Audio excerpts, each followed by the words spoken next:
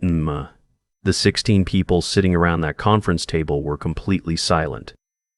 Every single one of them was looking at me.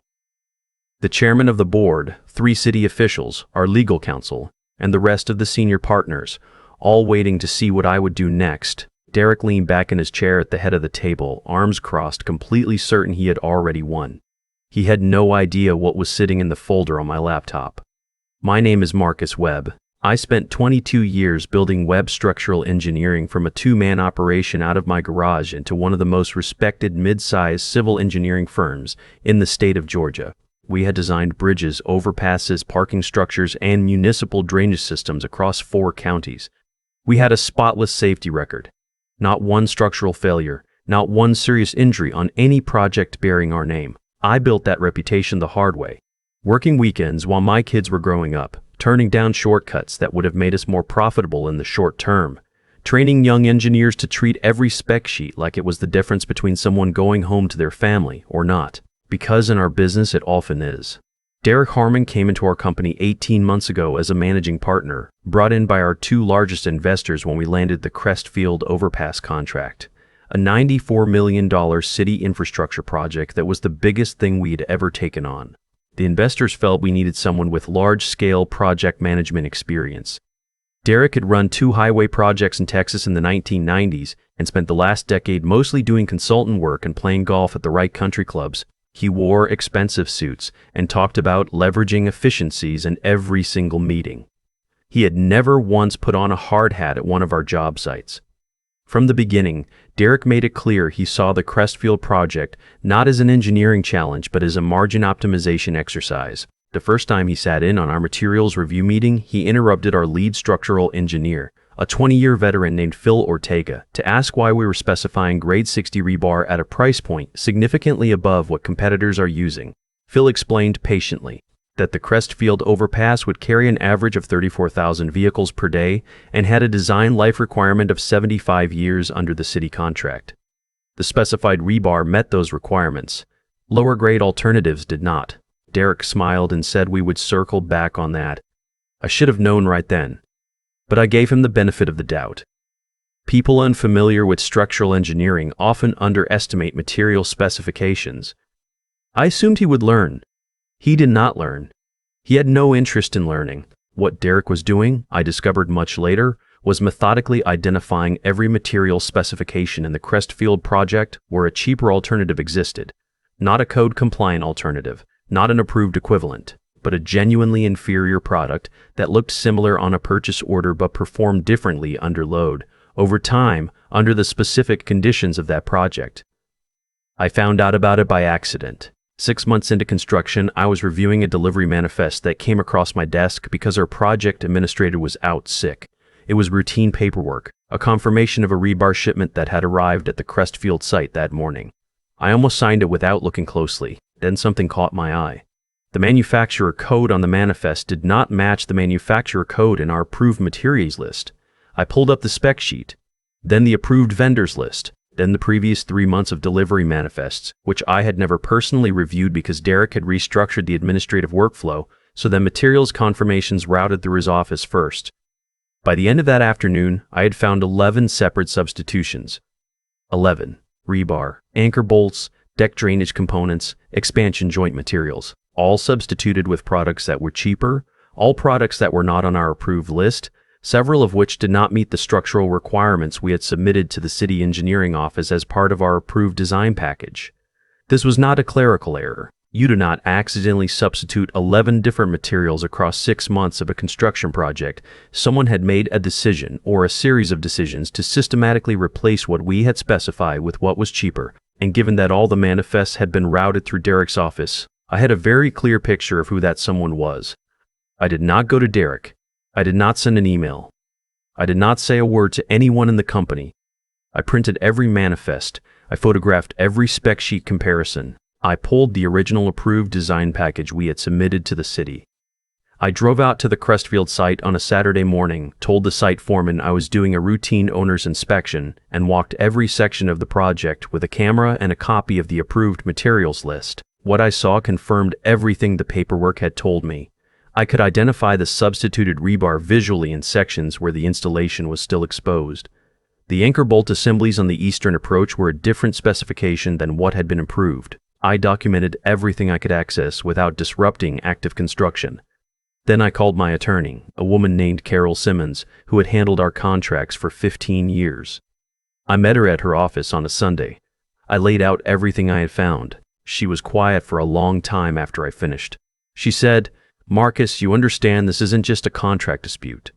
I told her I understood. She said, "If those substitutions remain in place and this structure is built to completion and something fails, a fatigue crack, a drainage failure that accelerates corrosion, anything, and someone gets hurt, everyone who knew and didn't act becomes potentially liable, criminally liable, depending on what prosecutors decide to pursue." I told her I understood that too.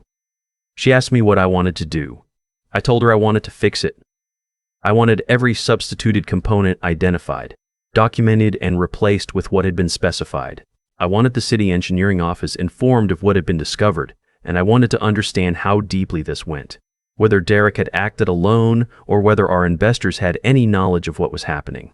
Carol drafted a formal internal notice to the board and to our investors requesting an emergency meeting to discuss a materials compliance matter requiring immediate attention on the Crestfield project.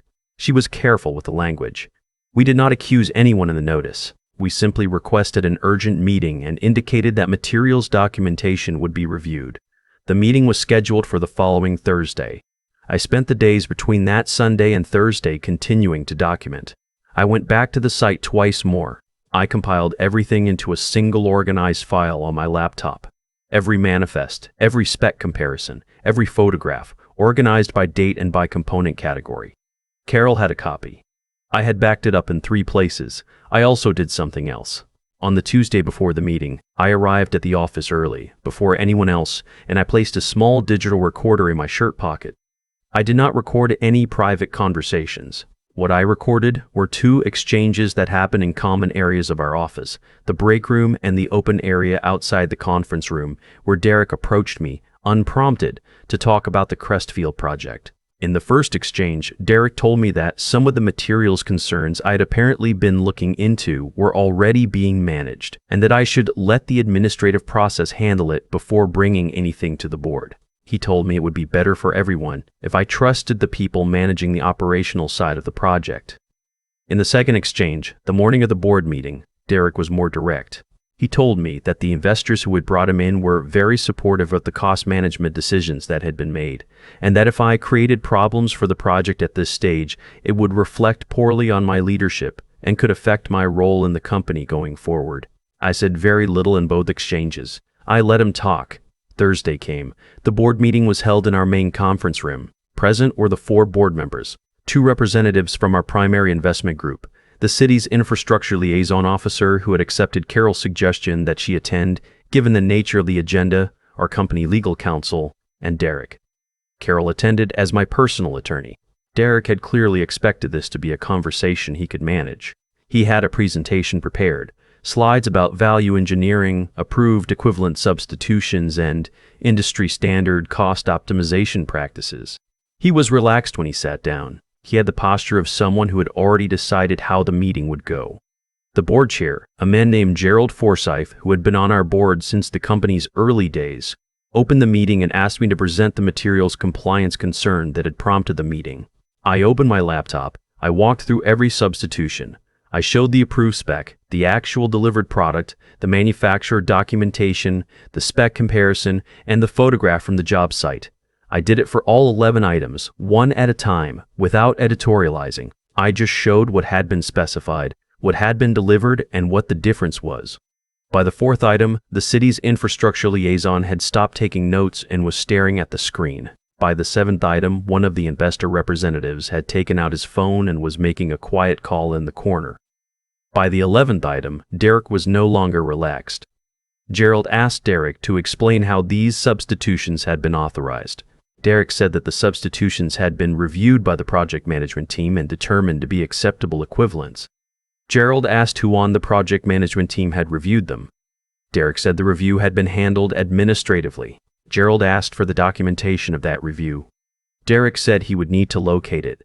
Gerald said he would like it located before the end of the meeting. Then Derek did something I had not expected. He looked at me across the table and said that I had been aware of cost management discussions throughout the project, and that my attempt to reframe normal project decisions as a compliance issue was professionally irresponsible and potentially motivated by my resistance to Derek's management authority. He said that I had created a hostile working environment by going around the proper channels, and that I owed him and the board an apology for misrepresenting an administrative matter as something more serious. He said it calmly, like he believed it. The room went quiet. Gerald looked at me. I reached into my jacket pocket. I placed the recorder on the table. I looked at Derek and said, "Before anyone responds to that, I'd like to play something." I pressed play. Derek's own voice came out of that recorder. The break room conversation first. Let the administrative process handle it. Trust the people managing the operational side. Then the hallway conversation from that morning. The investors are very supportive of the cost management decisions. If you create problems for the project, it will reflect poorly on your leadership. The room was absolutely still. When the recording ended, I turned off the recorder and put it back in my pocket. Gerald Forsyth looked at Derek for a long moment and then looked away. He did not look back at Derek for the rest of the meeting. The city infrastructure liaison said quietly that she would need to notify the city engineering office immediately and that a formal compliance review of the Crestfield project would be initiated pending today's findings. One of the investors said, equally quietly, that his firm would be seeking independent legal counsel. Derek's company attorney, who had said nothing until that point, leaned over and said something in Derek's ear. Derek did not speak again for the rest of the meeting. What followed over the next 4 months was exhausting in ways I had not fully prepared for. The city initiated a formal stop work order on the Crestfield project, while an independent structural engineering firm completed a full materials audit. Every substituted component was cataloged. The audit confirmed all 11 substitutions I had identified and found 3 additional ones I had missed. The city engineering office referred the matter to the district attorney's office, which opened an investigation into potential fraud and falsification of public contract documentation. Derek was placed on administrative leave within a week of the board meeting and resigned shortly thereafter. The investment firm that had brought him in withdrew from our board and began negotiating a settlement with our company's legal team regarding their exposure. 2 of the substituted materials had to be physically removed and replaced before construction could resume. That cost real money and real time. The project ran 5 months behind schedule and over budget by a significant margin.